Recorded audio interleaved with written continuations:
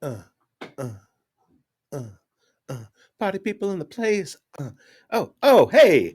Welcome to the Fantasy Burn from the Fantasy Burn Studios in sunny Northern California. I'm your host at Big Boned FFB. I have a great show for you. Richard Sickels from Razzball, one of my favorite fantasy websites. They are comprehensive. They got baseball, they got football. They have really great content creators. Richard Sickels is one of them. He came into the burn and I got to interview him. He's from Minnesota, big Vikings fan. I just so happened to have a Randy Moss jersey up in the studio. And we had a really good conversation. So check that out. I got a bunch of stuff coming in the pipeline. The next episode is going to be at Buddha Cheese. He's a big Louisiana guy. We got into a lot of that stuff. So like this video, subscribe, comment, get the algorithm going, share it around, get some eyes on this thing. Hit the bell so you get notified when I drop a new episode. Let's fucking go.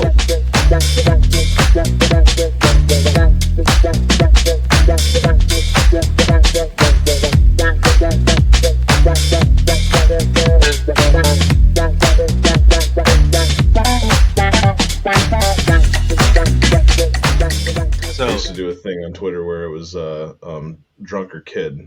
Was I drunk or was I a kid? And I'd give out a scenario of whatever it was, and then everybody would guess at what I was, and then the next day I'd tell everybody. But yeah, that's pretty damn good. All right, well, welcome into the Fantasy Burn, everybody. Big Boned FFB here. I got my dude Richard Sickels. Let me get this banner going. And do you go by Richard, Rick? What do you? Anything but Rick. Richard, Rich, Dick. Rich. I used to go by Dick Sickels, and then I decided I'd be a little bit more professional. Well, funny enough, every time I see your handle on Twitter, I think in my head Dick Sickels. So yeah, yep. I'll stick with Rich. Rich can be found at Ginger Beard Man on Twitter, and he writes for Razzball, and you just started with NFL Lab. Wait for it to come. NFL Lab Network. Tell me about that. Yeah, so it's me and a few guys. I'm finally in a spot where I got my setup, and I'm excited to start doing it. And so, yeah, I'm really excited about what's coming next. This next off season actually should be a lot of fun. So NFL Lab Network, you should check it out. Yeah, they just earned a follow. It's really interesting to me the international level that the game is at right now. I've been guesting on a podcast. It's called Good Teams Win, Great Teams Cover, and it's a bunch of guys in Britain. So, like we talk, it's mostly betting. It's less fantasy and mostly betting. So I've gone on there a couple times and given like an over call, an under call, an underdog call, and a favorite call, and this last week 17 I was on, I nailed the under on Detroit and Dallas, and I nailed the Raiders covering. Nice. We won't talk about my other picks, but so New Year's Eve, that was Sunday. New Year's Eve, my buddy is a Colts fan, so we go to the local bar, and we're drinking, watching football all day. And I'm pretty good. I started off with a martini. That's a good breakfast drink at 9:45, 10 a.m. And so the Raiders are playing. They're down. They're down bad. I think it was 23-13 or something like that. And they start driving, and it's towards the end of the game. So I'm in the middle of this bar. The Raiders are about to score a touchdown. My team is about to score a touchdown, and they're not going to win the game. But I'm in the middle of the bar yelling, "Cover! Cover!" I wanted my pick to be right. Right. And it was right. I got it. I nailed it. Nice. They covered. All right. So where are you at right now?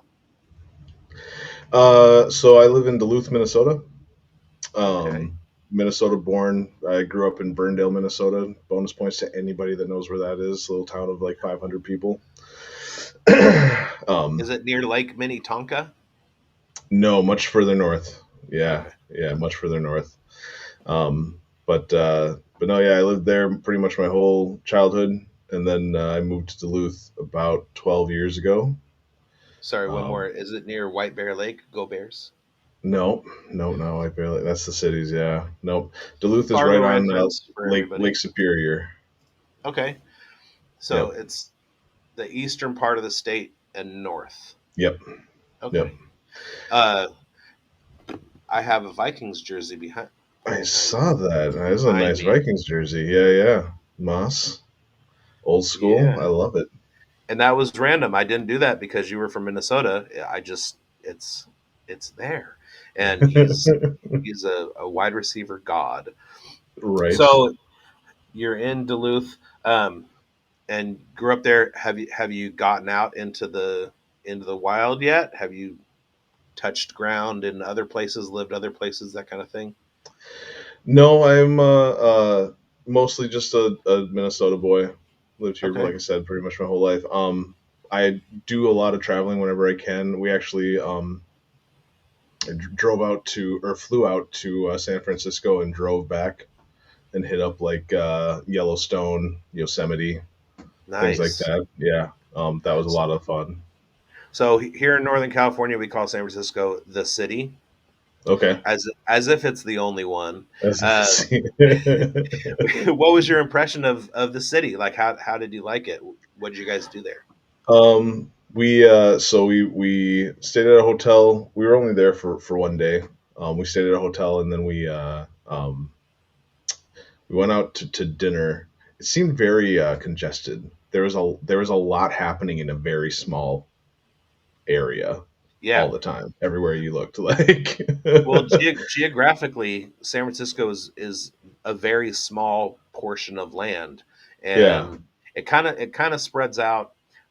It's obviously it's bordered on the north by the bay, and and as you go south, San Francisco becomes the San Francisco Bay Area becomes one large city. Like you can drive in town from San Francisco all the way to San Jose, which is 30-40 miles, something like that. And it's like you never, like leave I'm in an area in the valley where there is space. There are miles between towns, and it's not like that. Like you can no drive through four cities and not even have noticed that you're on the same like street. right. Um, so it is. It's very compact, especially like the downtown area, the like the tall buildings area. It's a lot of compact activity in one space. But it's my favorite city on the planet so far because Yeah. I No, haven't been to the ones I want to go to. I loved it. It was the food scene was great. I wish I could remember where it was that we ate, but like the food that I had there was amazing. It was probably the best food that we had the entire trip. It was no Um, Juicy Lucy, I bet. no Juicy Lucy, no, No no. Juicy But Lucy. no, no, it was like a little Italian restaurant. Okay. Yeah, and I think it was the first time that I had scallops, and I was like, "It's pretty good." Mm-hmm. That's Scallops are my favorite seafood, and there's a restaurant. It's called Latavo, and it's on Sutter Street, and it's this tiny little neighborhood Italian place, and it's called Latavo because in Italian that's eight. And this is the chef his eighth restaurant. He's had restaurants in Italy, he's had restaurants in San Francisco, big ones. And at a certain point, he was like, "I'm tired of this. I just want like a little 10-15 table establishment." It's like in on it's hard to find unless you're absolutely looking for it or you mistake yourself and like fall into it, which is how I Right. found it in the first place. And some of the best Italian food I've ever had. Like everything handmade on site. I mean, it's phenomenal. The dude knows what he's doing. So okay, college. You go to college? Yeah, actually, I just wrapped up college. I went late. I went to UW Superior. So go Hornets. Go Hornets. What's Yeah. what division? I don't even. They don't have a football team. I don't think Okay, it's pretty basketball. small. It's They pretty got a small. basketball team. They got a basketball team. They got a hockey team. The hockey is kind of their big thing. Okay. Hockey up here is the big thing. That's pretty much what UMD Bulldogs like.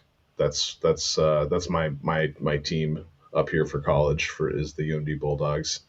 Yeah. Um, My last State guest, champs. Mike Lindberg, he's from Canada, and his American touchstone was Minnesota because he said, as he said, it was a 7 hour drive, and so to him it was close. He grew up. He started going to Vikings games, and yeah, it sounds like it's like a Division III NAIA school. I went to a very small school too, Arkansas Tech University. Go Wonder Boys, and uh, and I was also a non traditional student. I think I graduated in at 28 years old. So Yeah, it took me about 10 years to get my bachelor's degree for a variety of different reasons that we won't go into. lots of people But go to school for 10 years, right? it, yeah, it was a journey. Well, what's Yeah. the funniest part about that is in Animal House, uh, Bluto, played by John Belushi, has a line where he's getting in trouble and he says something like 7 years of college down the drain, as if that's like. And every time I see that, I'm like, I took 10 because seven is supposed to be funny that it's so long, and I took even Right, longer. So right. Hey, at least you finished, man. That's what matters. yeah. That's what matters.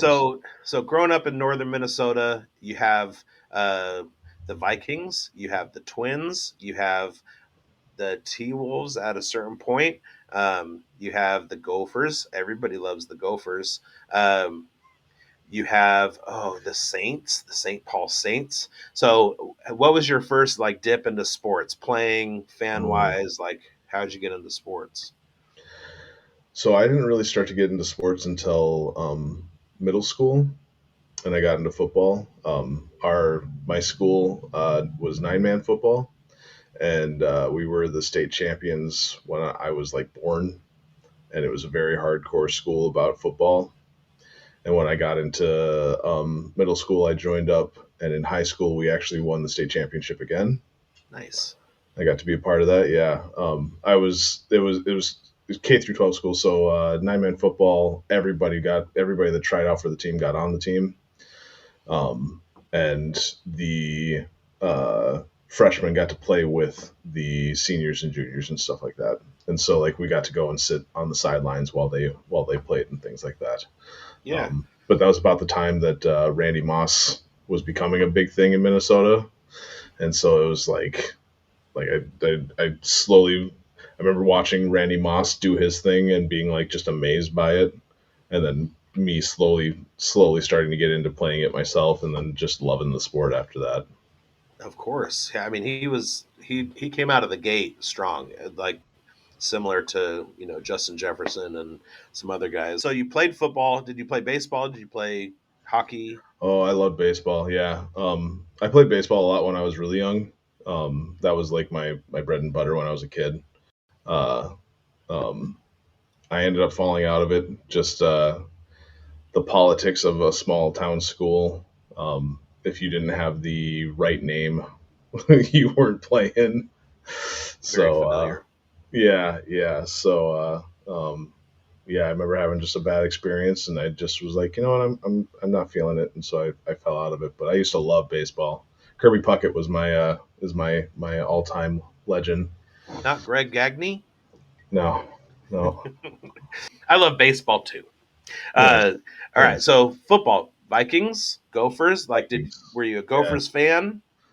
No, no. No. Unfortunately, I was not. I'm gonna get ostracized for this a little bit, but my dad grew up in Nebraska, and I was Okay. raised to be a Husker fan. There, My big red. nobody can judge. Nobody can judge. But Vikings, right? Right, but yes, yes, Vikings Okay. for life. Yep. All right. So you're into sports. Um, what do you do for a living? I actually work at a hospital in town. I'm a telecom operator. I actually just got a promotion to being one of the. I'm the. Oh, I'm trying to remember my title now. Call center specialist. Okay, I have a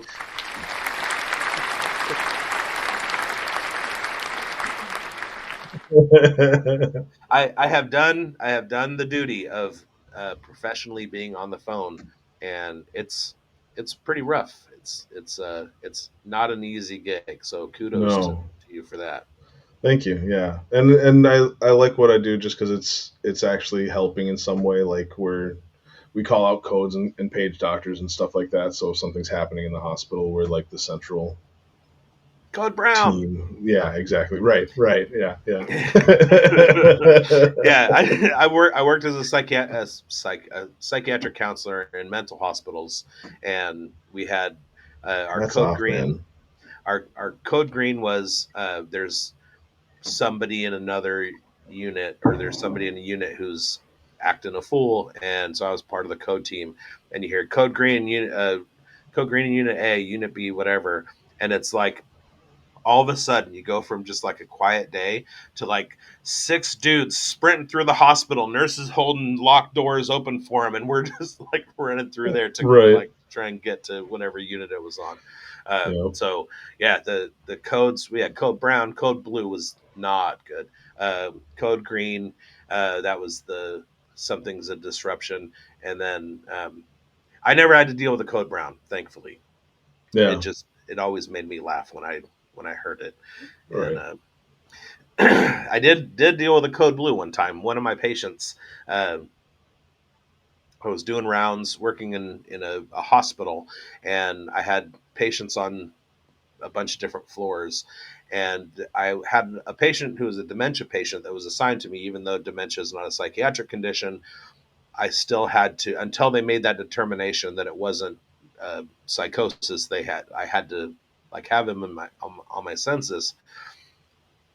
And I went to do my rounds on him one time, and I walked past, and there's like a whole. I heard a code blue earlier, and I go to my patient's room, and there's like a whole team of nurses just like working on him. And I was like, oh crap! I guess I'll go do my other rounds. So I go and do my other rounds. Come back around an hour later, and room was empty, and I was like, oh shit!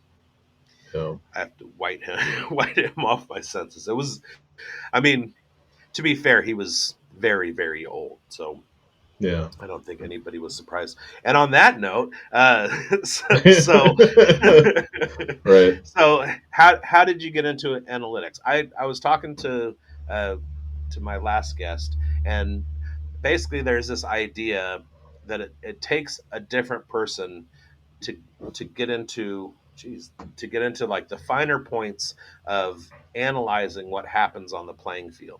And a lot of times it comes from like baseball cards, or somebody is in kind of like statistics and then uses that to transfer over to sports. um, how did you first start getting into like statistical analysis and trying to break down performance from a level where you could watch and analyze and predict and things like that? Yeah. Honestly, it was starting to play fantasy football. Um, I started late to the game. I started about 10 years ago now, with a few friends, and and I just dove into it. Like after the first year, I was like, "Oh my gosh, this is so much fun!" And I loved it so much that I really started to break it down and stuff like that on my own and with a couple of my buddies. And then my one buddy, Afton, uh, at Rising Unit, I'm gonna give him a quick shout out. At Rising Unit, what up? He no longer is writing or anything like that, but the two of us started our own little blog called Draft Interference, Oh, nice.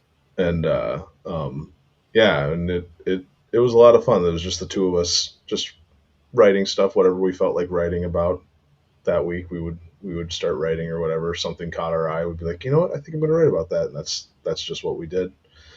And yeah, it just kind of blossomed from there. I ended up getting into Scott Fishbowl. Both of us were really into really wanting to get into it, and we both actually ended up getting in the first year. SFBX. Show that There you off a little go. I bit. love the Yep. Lego logo. That's Yeah. probably one of my favorites of all time. Yep. But yeah, no, we both got into it, and I got to meet a lot of super cool people. Uh, I got to meet Nate Polvote. Got to Yeah, I know meet Nate. Yep. Yeah. Herms. That's where I met Cooter Doodle. I've Everybody. not yet met her, but Well, little yeah, interactions on Twitter. met. Right. Yeah. Yeah. She is funny as shit. Yes, she is. Yes, she is. Yep. But yeah, no, I met all of them or met all of them, and that was about the same time that me and Ashton started writing about fantasy football stuff, and they really like Nate, just a big role model basically. Just watching him Yeah, do his thing, watching him grow in the industry and stuff like that. I was like, you know what? That's what I want to do, man. that's one of the things I came across Nate, and it was a fishbowl thing. I think it probably was some of the mock drafting that I was doing over the summer. Um, but having interactions with him on Twitter, one of the things that I've noticed is that there are really good people, and it comes across that way in your interactions with them just on Twitter. There's no, how do I say this? There's no like conceit there.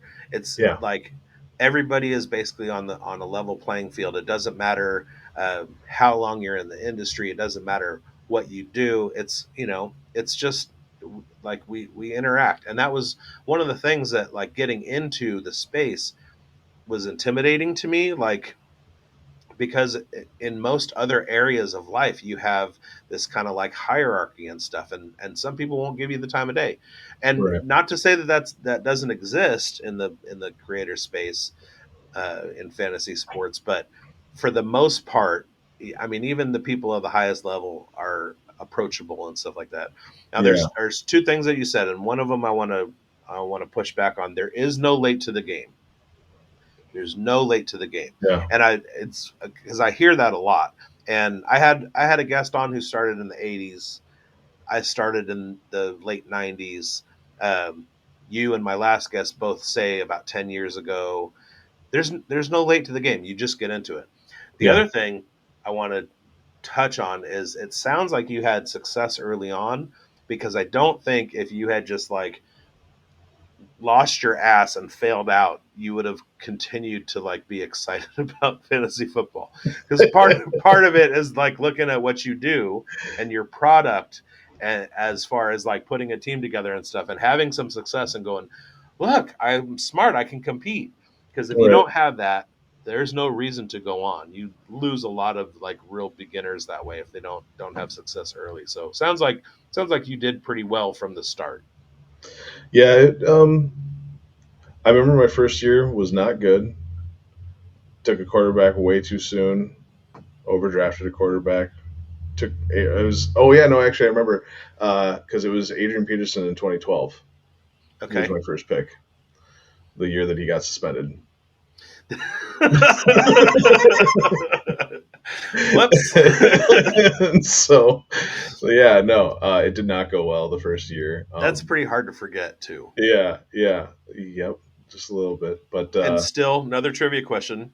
yeah, Still, the only NFL player to be suspended for whipping his kid in the nuts with a switch. right, That's what? Okay. All right. So, you're writing for your own website. You're out there. You're doing it. How'd you hook up with Razzball? Because I got to tell you, I know Razzball from baseball, and maybe 15 years ago, close to that, give or take. I found out about Razzball leagues, and one of my things is I really love alternate scoring systems. So I had a league. I was in the Bass Bash where it was 16 leagues with, and you just drafted five quarterbacks. I was in a rookies only best ball league where you drafted four picks, but they couldn't be any of the first rounders from the rookie drafts. And I won the league with Puka and Jaden Reed. And nice, the only reason I had Puka was because one of the guys in the league took Deneric Prince before I could, and so I settled for Puka. And how did that turn out? I more than doubled good, second place's points and won the league. So I Nice. love stuff like that. So when I first heard about Razzball and the leagues were set up so that you pick the worst team that you possibly can, there you have innings threshold, so your team has to meet a certain number of innings. You can't just like have guys in your lineup that aren't playing, but you want to pick the worst players. And I just thought that was such a cool idea. So I got into like Razzball Public League or Reader League, whatever. Started reading Gray a lot. Some of Yeah. the best writing ever is like Gray at Razzball. He I he has a thing where he says that's me quoting me, and I stole that immediately, and I say that's me quoting me for years, for over a decade. I've been using that, and it's thanks to Gray. Um, Nice. and I love the Razzball site. I didn't really I wasn't intense into fantasy football at the time. I was a very, very intense fantasy baseball player for a long, long time. Um, Never pushed it out into the space, but Razzball was definitely like one of my daily sites. Early 2010s, I was like it was something that I was going to every single day, and it's a pretty cool website. So how'd you get into that?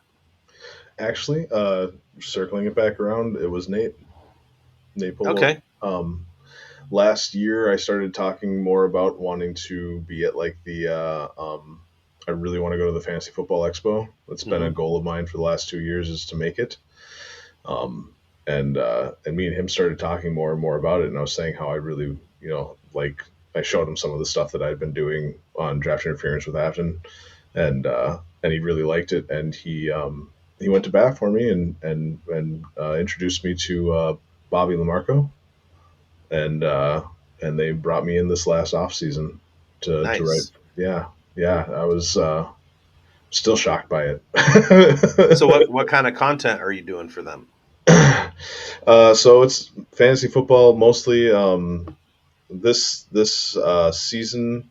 So before the season began, it was pretty cool. I had pretty much free range to write about whatever I wanted to write about. So like I wrote a lot about prospects that were coming up and under the wire guys that weren't being talked about quite as much. Um, and then now I'm gonna moving forward. I'm gonna start. I don't want to give away too much. No.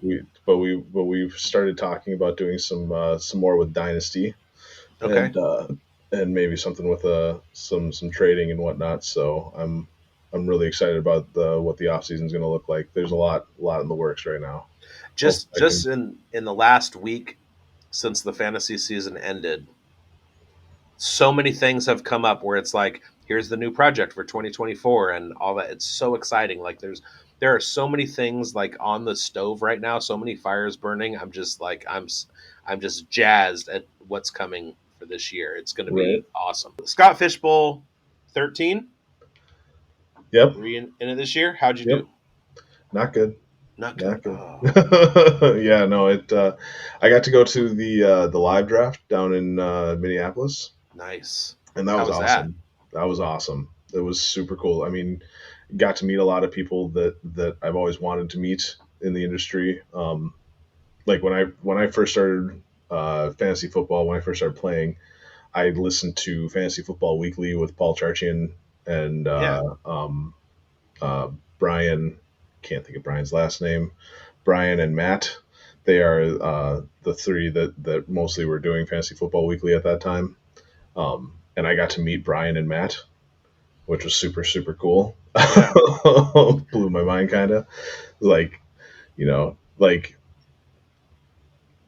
it feels kind of nerdy to say, but at the same time, it's like these were kind of like heroes in a way Right.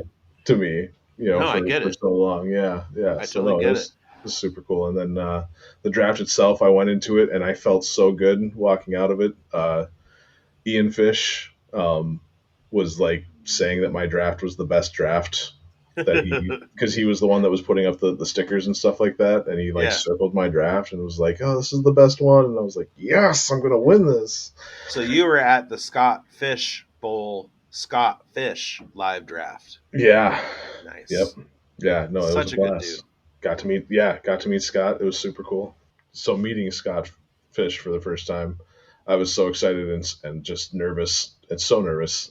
And I actually I finally went up to him like things were winding down. It was at the end of everything, and because I didn't want to bug him while things were going on. And I went up to him and I was like, "Hey, I really want to introduce myself. I'm Richard Sickels." And he was like, "Oh, it's nice to meet you." I was like, "Yeah, it's nice to meet you too, Jeff." And then I stopped and I was like, "Did I really just say Jeff?" And then my mind just went completely blank because I couldn't think of what his name was.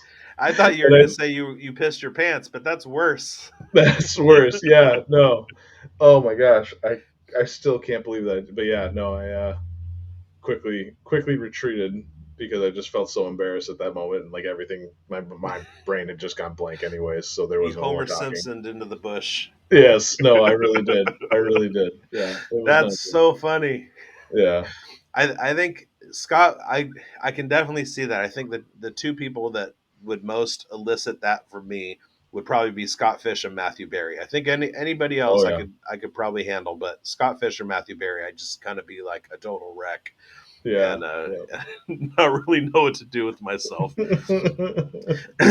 So one of the things that I was talking to my last guest about was how random the Scott Fish Bowl can be, and it kind of it relates to fantasy sports in general. We always talk about good process and bad results, and is it better to like win with bad process, or is it better to lose with good process? And I'm always in the better to lose with good process camp. That comes a lot from a lot of the coaching that I did in baseball, especially with my kids. It was like just keep doing the right thing over and over again. The mechanics will come. You just have to keep practicing it the right way. And so I look at a guy like Hunter Pence uh, from the Giants, Phillies, Astros, and he has bad process and excellent results. He doesn't have mechanics that you would ever want to teach anybody, but for some reason it works for him. With my kids, it was always like, I want your swing to look this way. I want your arm action on a throw to look this way. And keep repeating that. And even if you make an error, even if you strike out, even if you like throw the ball away or throw a ball in the dirt or whatever, as long as you keep repeating the good process, you'll be fine. And it tends to work out that way in fantasy sports. Is like good process will carry you further more with even with bad results than bad process, right? So like you talked about taking a quarterback too early. If I draft 10 leagues and in 5 of them take a quarterback in the first round and then 5 of them take a quarterback, which is in redraft my standard is to wait until the ninth or 10th round, I'm probably going to win more of the leagues with better value taking the quarterback as late as I can. Yeah. But then we get to certain instances where like people came out at the in the pre-draft last summer and they were like, Jamar Chase is the number one, get him over Justin Jefferson, don't waste your pick with Justin Jefferson. Now to me that was bad process. Justin Jefferson was more of a heavy hitter in that offense than Jamar Chase. Jamar Chase had T. Higgins with him. He had Tyler Boyd, who has been a he's had wide receiver two production as a wide receiver three. They're both high production offenses, but when you look at target share and things like that, you're going to lean more towards Justin Jefferson. It sounded to me, I got the feeling a lot that people were touting Jamar Chase to be different because Justin Jefferson was the consensus. So you kind of you have to take a chance and be different to kind of move the needle a little bit. Yeah. Well, in the end, turns out those people were right. Jamar Chase had more fantasy points than Justin Jefferson this season.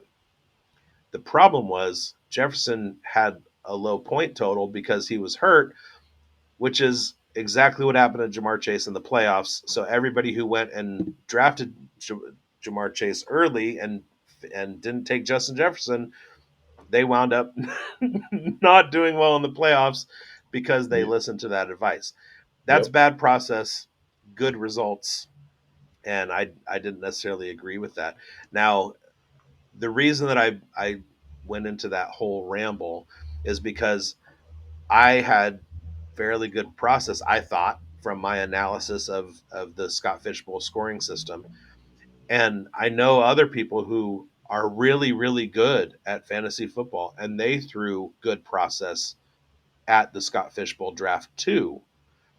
And I wound up doing well, and they didn't. And it just shows how nebulous it is to to be able to call yourself an analyst or give people advice or whatever. I go through it every week on our start and sit show for Dynasty Pros. I sit there and I analyze. I go through charts. I go through looking at target shares and uh, recent history and past history and blah blah blah. And I go through all that and I recommend a start, and then the dude puts up 2 points. You know what I Right. mean? So we are in this there's a fine line in what we do with success and failure, because you can do everything right and still fail. And I think one of the things that sets us apart as content creators is the fact that we will always strive to fix that. And Yeah. well, I fucked up. I'll do better next time. You know what I mean? Yep. Yeah. No, that's a big part. So one of the things that I felt, at least for me, my first year writing for actually writing for somebody, writing for Razzball and stuff like that, I was like, accountability has to be part of this. And so I was doing fantasy stacks through the year, and beginning of each of my articles, the first thing that I did was I would go over how last week's went, Right. like, and it was a quick breakdown of, this person did this, this person did this one hit, this one didn't, whatever. Yeah. Um, but yeah, no, like, I think that's key. Is it's it's a mechanism for growth, and I think that's what we strive for, is growth, is that growth, I was just gonna say that I figured out one of my growth areas this year, because and you in anything that you do.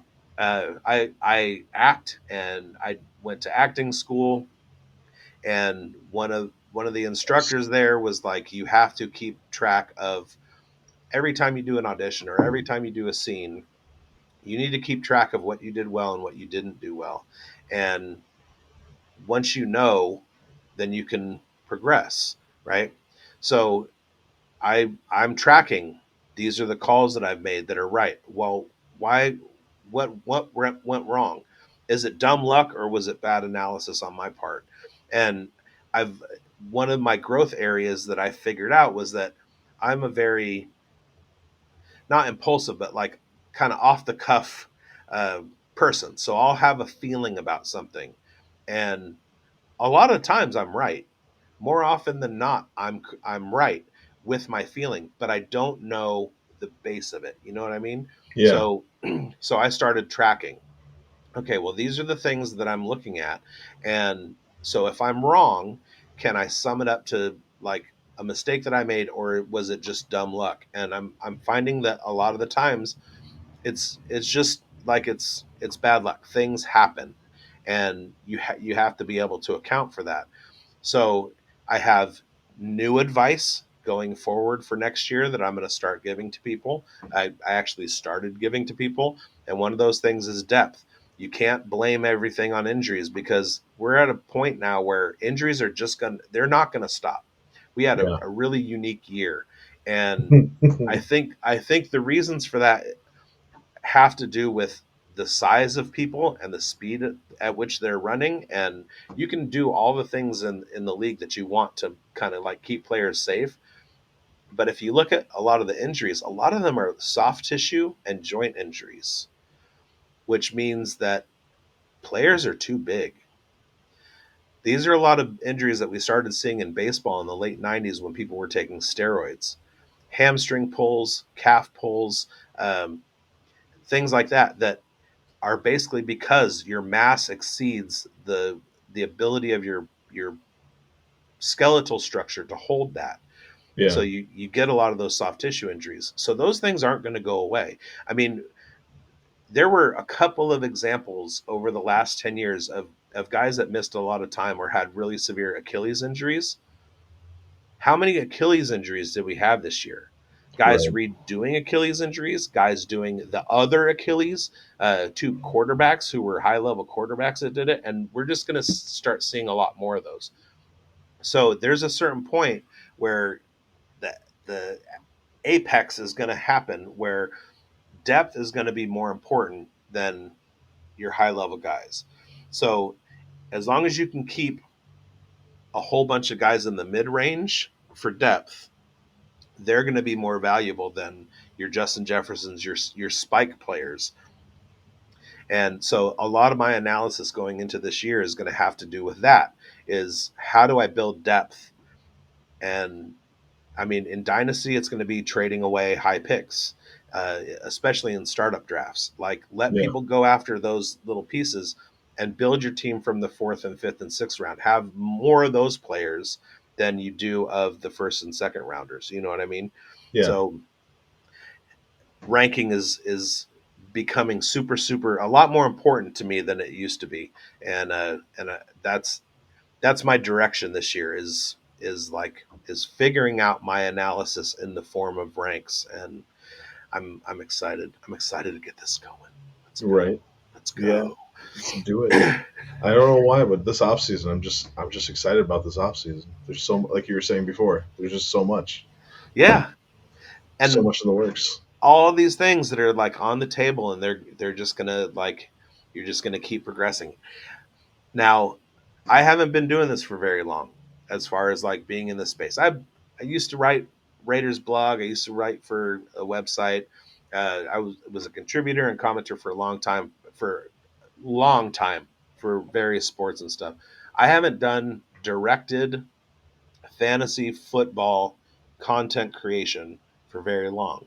So I can't say that this isn't a product of um, just like everybody goes through this. You know what I mean? Like every year the calendar flips and everybody starts to kind of like look to the future and say, okay, let's do these things, right? I can't say that doesn't happen, but it seems totally new to me. It seems unique to me, and it's just it's so exciting and energizing. Yeah. It makes it so that I want to keep doing what I'm doing and all that stuff. Yep. Just So key. yeah, all Yep. right. So every episode, I have my guest rank 5 things, and one of the things that you said that you thought of, because I give people the option. I didn't give Mike the option. I just made him do it randomly, just because I wanted to fuck with him. But you brought up video games, so before we get into the power rankings, let's talk about video games real quick. What's your Yeah. favorite video game? Ooh. Like favorite all time or favorite right Sure, now? we'll go with that. Favorite all time. It goes back and forth a lot, but Besides I'd have to. Madden. Yeah. Right. No. Breath of the Wild. Okay, I think Zelda Breath of the Wild was one of the best games that was ever made. you're a Link guy. Uh, do you prefer like RPGs? Do you prefer stuff like that? Other like to like scrollers or Right. single person shooters, that kind of thing. Um, so I play a lot of first person shooters, first First person. person, That's third what I meant. person shooters Yeah, with my buddies. And that's probably one of the main things that I play just because it's something that I get to play with somebody else. Um, but looking at games as a whole, like RPGs is where my love is at. The Final Fantasy series was one of my favorite series. I loved every minute of it. Um, are you a Bethesda guy? I do. Yeah. I wouldn't say I'm a Bethesda guy. I definitely got into that one a little bit late, and I didn't really get into any of them until I got into Skyrim. Hmm. Looking at the Elder Scrolls side of things, Skyrim was my first one that I really got into. I love Fallout. Fallout Hmm. is a blast. It's just so crazy. And yeah, half my team, any team that I have Puka Nakua on, my team name is Nakua Cola. Oh damn! How did I miss that? Oh my god, that is so great. Oh, Yeah. I'm gonna act like you didn't say that and treat it like it's mine next year. That's right. Um, That's right. I I had a Fallout, Skyrim, two of my top five games ever. I throw Final Fantasy in there and Dying Light. I don't know if you've ever played Dying Light, open Oh yeah, world. I haven't played it, but I know of it. Yeah. It's so good.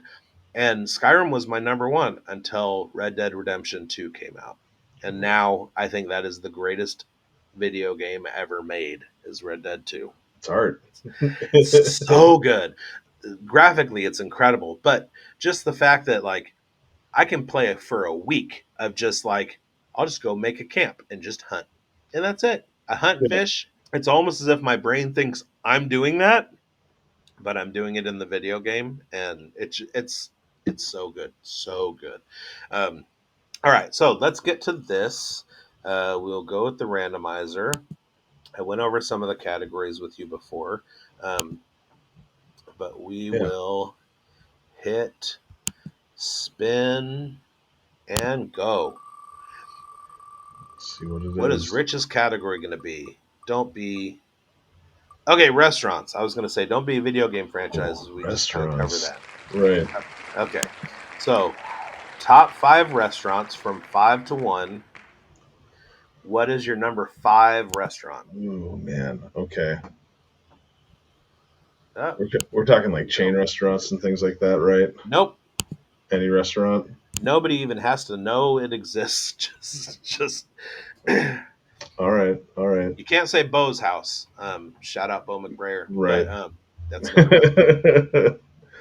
Oh man. All right. Number five. Hmm. I'm gonna say the only fast food one that'll make the list, and just because it's always been a part of my life, is Taco Bell. Okay, that's. I was gonna say this one's gonna. When you said fast food, I was gonna say this is gonna be controversial, and then you said Taco Bell. Taco Bell is. It has to be number two at least on every fast food list. Like Right. you can have your burger wars. You can talk about In and Out versus Whataburger. You can do whatever you want, but when it comes to fast food, Taco Bell is it's the 102. Like at least. Yeah. No. I Exactly. I worked at Taco Bell I ran one for 6 years. Nice. I worked Um, there a long time ago. My son's first job was at Taco Bell, and yeah, like Taco Bell's in my blood, in my blood, literally. Because when I was hungover on New Year's Day, I was like, "What do I need? I need Taco Bell." Taco Bell. Yeah. Right. Yep. No. Exactly. All right, Taco Bell's number five. Taco Bell is so clutch. It just like there are a couple different places. Um, McDonald's is another one where it's a singular impulse. It's a singular craving. Like you can I don't crave tacos. I crave Taco Bell specifically. You know what I mean? Hmm. McDonald's is another one. I don't ever eat McDonald's unless I'm like, okay, I need my McDonald's right now. It's Right. like it's not like food, like normal food, where it's like, oh, I think I want a burger. It's specifically I need McDonald's or I need Taco Bell. Yep. Yep. All right, number four. Number four. So I'm trying to think here, and honestly, this feels like a cop out a little bit, but we're gonna say Applebee's. I like There are no cop Applebee's. outs. There's no judgment. You ever have the tortilla, or yeah, the tortilla burger at The Applebee's? quesadilla The cheeseburger? cheese, yes, No. no, Of course. yeah, that's so good. Again, Applebee's is not a place that I frequent. I can probably count 5 times in my life that I've been to Applebee's, but you have to order the quesadilla cheeseburger, like even out of just curiosity. Right, Um, I had a really bad trip, anxiety attack. I thought it would be cool for me and my buddies to go do the unlimited appetizers thing, and we got in there and I ate an edible before, and they were playing this oh music man, that was like this EDM with this like really thumping, like repetitive beat, and it just like I was like, I can't even be in here. I have to go like stand out by the car and just like calm down. It was so much anxiety and panic. Like Oh it was no. horrible. But the, unlimited appetizers, that was awesome. And Yeah. I love the Applebee's memes about like getting drunk at an Applebee's because it's so fitting if you've ever been to an Applebee's at drunken time. Right. Right. Exactly. Exactly. All right. Quesadilla cheeseburger. Is there anything else at Applebee's that you like? Um, their mac and cheese with the barbecue chicken tender fingers in it or whatever it is. I don't, Yes. that's so good. That barbecue sauce is delicious. Yeah, absolutely. And when I was learn cooking for myself for the first time, and I would make macaroni and cheese like Kraft in a box, I'd put barbecue sauce in it, and I mix that shit up because macaroni and cheese with barbecue sauce is super good. All Yeah. right. So Applebee's is number 4. What's number 3? Number three, we're gonna, you know what? I'm gonna jump right into it. One that is a local town favorite. Uh, the Smokehouse. It's called Smokehouse. It's Hause. German. Yeah. Uh, and they have the best sandwiches. If you ever get a chance to come to Duluth, you got to go there. They have the Shout best out sandwiches. Smokehouse in Duluth. Yep. Yeah, it's amazing. They have this Cajun fin. It's salmon, smoked salmon with cream cheese, um, red peppers, and I want to say that they have the spicy pickles on there. It's so good. That It's just sounds amazing. delicious. Yeah, no, it's phenomenal, phenomenal. They got a cold turkey, cold turkey wrap. It's a turkey sandwich, but with a cranberry mayo sauce on it. That cranberry mayo sauce goes the distance. It's so good. Guess who's got national mail order? The Northern Waters Smokehouse. There you go.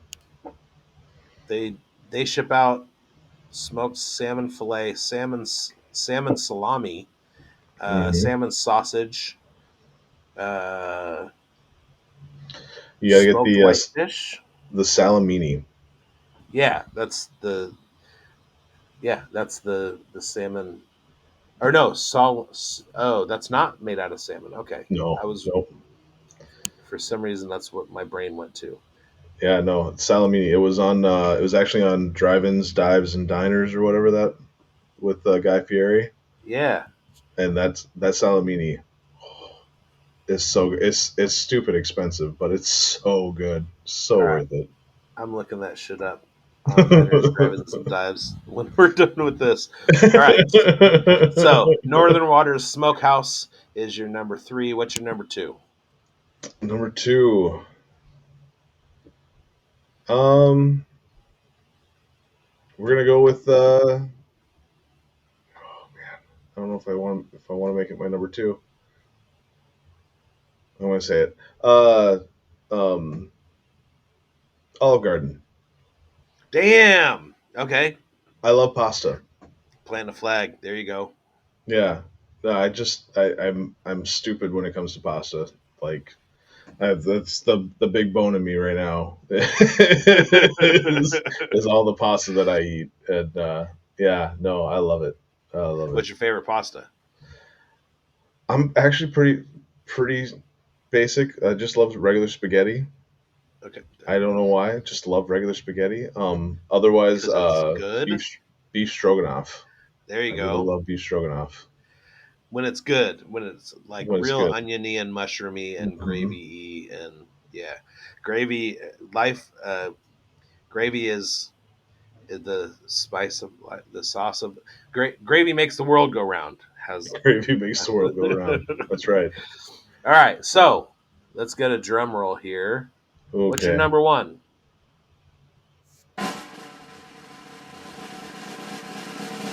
it's too tough. Oh, I got nothing. I just completely froze. Oh my gosh.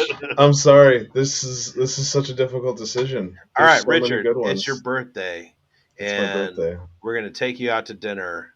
You can pick any place. We'll even fly you there. Any restaurant you've ever been to. Um, what are you gonna pick? What am I gonna For the pick? food, not for the experience, not the one in San Francisco because Right, like, right. oh, I remember that was a good trip, It but was such like a great trip. Right. Yeah. Yeah. Yeah. Yeah. the food, you can No. eat anything you want. Anything you want. Ooh, you know what? Actually, I got it. Hit that drum roll again. Okay, here we go. Let's go. Richard's number one restaurant. Khan's Mongolian Beef Restaurant. Oh, Mongolian barbecue. Oh, man, Khan's. It's down in the cities. They um they cook the food like you pick what you want to eat and everything. You get it all in a bowl and then you give it to them and then they cook it on these big circle grills right in front of you. Yeah, Oh, that's it's so Mongolian good. barbecue. You put the Yeah. lobster sauce, you put the soy sauce, you put the sweet vinegar, you put the sugar, you put the green Ooh. onions, you load it up with pork, shaved frozen pork. Yep. You Yep. get the carrots in there, the bean sprouts, and you tip them, and they throw some pineapple and peanuts on there. Mm. Mongolian barbecue is so elite. And now I know where I'm going next for dinner. Nice. I'm driving to the cities so that I can get some cons. There, there are a couple spots. So I'm about uh, 20 minutes from Sacramento, but on the east in the eastern part of Sacramento, which is about a good 45-minute drive from me.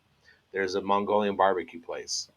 Then on going the other direction towards San Francisco, there's a small town called Fairfield, and there's a huge Air Force base. Travis Air Force Base is there.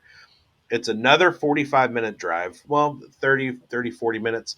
And right outside of the gate of Travis Air Force Base is this little strip mall, and there's a Mongolian barbecue place in there. We used to have one in my hometown, but like the two best ones are they're like 45 minute drives, and we go there regularly. It's so good. Oh my Yep, god, I love Mongolian barbecue so much. absolutely. Also, I love that we have the city and you have the cities. Right. Yeah. Yep. Twin Cities. All right, Yep. Mongolian barbecue for Rich tonight. Um, it is right around. No, it's getting close to dinner time for you. A Right. little bit of time. I do want to give you a huge shout out and thank you for coming on the show. Um, I just got done editing my earlier one, so this might be a few days out, but I will absolutely link to you when I get it uploaded to YouTube.